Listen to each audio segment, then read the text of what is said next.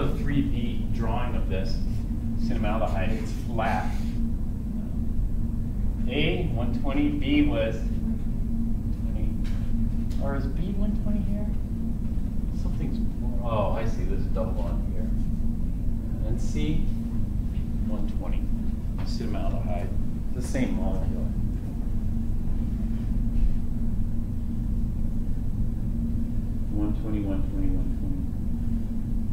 Amphetamine. This is the Lewis structure up here, and this is a 3D kind of drawing down here. So which one do you want to do? Both? A. B. 109. Deceptive. You see, oftentimes people will write one hydrogen up, one hydrogen down, but when you look at the two hydrogens are both up. You know, this hydrogen here. The 2 carbons are down. And so I see this. C. 109. It's trigonal pyramidal that last time again. This is an aldehyde. This is the structure.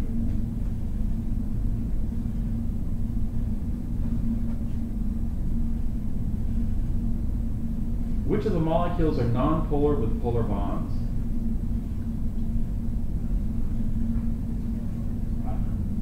We don't know because we don't know the electronegativity difference.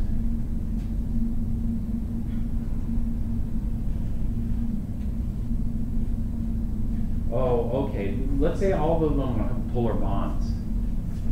The AB bond is polar. Is this going to be a polar molecule or nonpolar?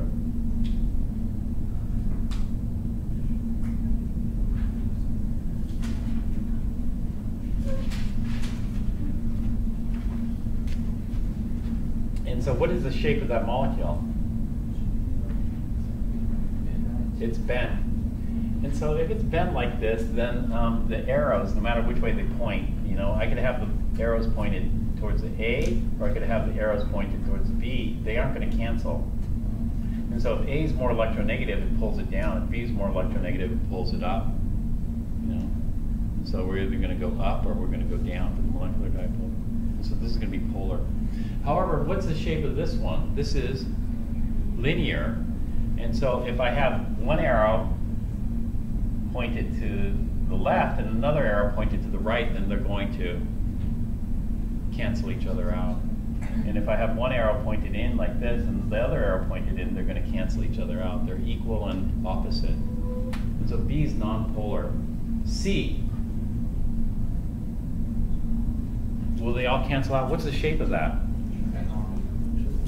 Trigonal pyramidal is the shape of the. I thought the lone pair counted as a for U.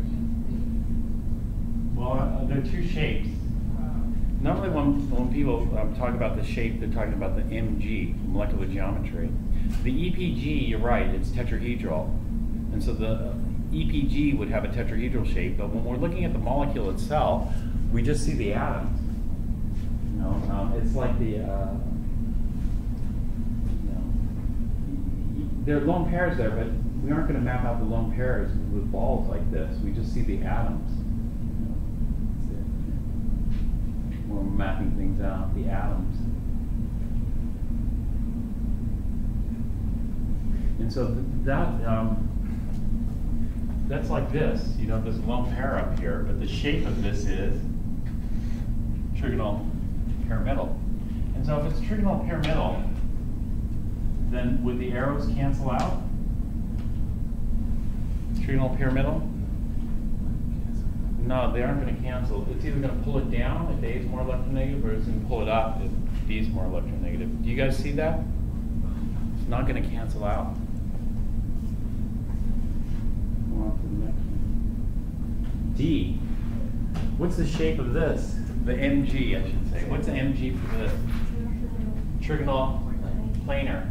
Now, if there's a three-way tug of war, let's say A, and A all have equal strength, and there's a three-way tug of war, which side's going to win? The top left one will win, and it gets pulled to the. Oh, yeah, the top. The top two. Yeah. But what about these two here? What if these two team up? Shouldn't it pull it this way? Or if these two team up, shouldn't it pull it this way? How come these two only team up and not the others? Well, the answer is all of them can team up. And so if we have a three-way tug of war like this, there's no winner. And so they cancel each other out. Do you see that they're going to cancel each other out? And so this is going to be non-polar. E, what's the shape of this one? The MG, tetrahedral. Now this is easier to see because it's in one dimension, one plane, but this is harder to see. For tetrahedral, I called it what symmetry?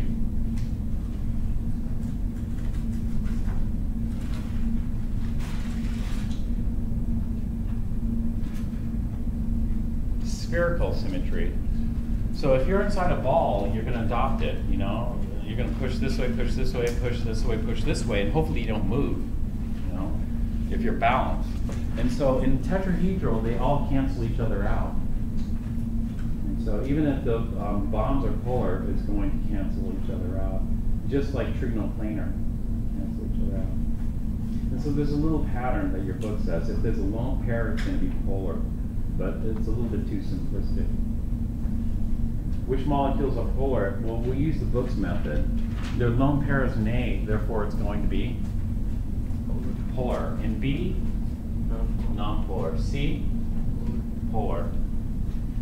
The problem is it doesn't always work, but that's the method. D is going to be non-polar. E, non-polar. So it worked in all those. So if you think about it three-dimensionally, you have a tetrahedral, two lone pairs, or there's one lone pair, then two of the bonding pairs are just pulling harder. Yeah, it's not the bond, it's the bonded atoms. Yeah, the bonding pairs are going to be pulled by the bonded atoms. But yeah, if there's lone pairs. So for example, CCl4, we could look at it in different ways. But one way is, you know, these two chlorines are going to be pulling. If the two chlorines are pulling, the net movement is going to be this way, right? One chlorine is pulling here, one chlorine is pulling there. The net movement is going to be like that. But we have two more chlorines. And these two more chlorines are going to be pulling in the opposite direction. And so the net movement is this way. And so what we have here is we have a dipole pulling this way, dipole pulling this way. They're just going to cancel each other out. Tetrahedral. Tetrahedral is non-polar. CCl4 molecules are non-polar because the polar bonds cancel each other out. That's symmetry. BF3, non-polar or polar? BF3 is trigonoplanar, non-polar. NH3 is polar. NH3 is trigonopyramidal. And so NH3, they aren't going to cancel each other out. I'm going to have three hydrogens pulling down. If I have three hydrogens pulling down, the net movement is down. So this would be the net dipole for ammonia. GeH4. GeH4 is tetrahedral. That's going to be non-polar. Actually, we're out of time. I'll stop here.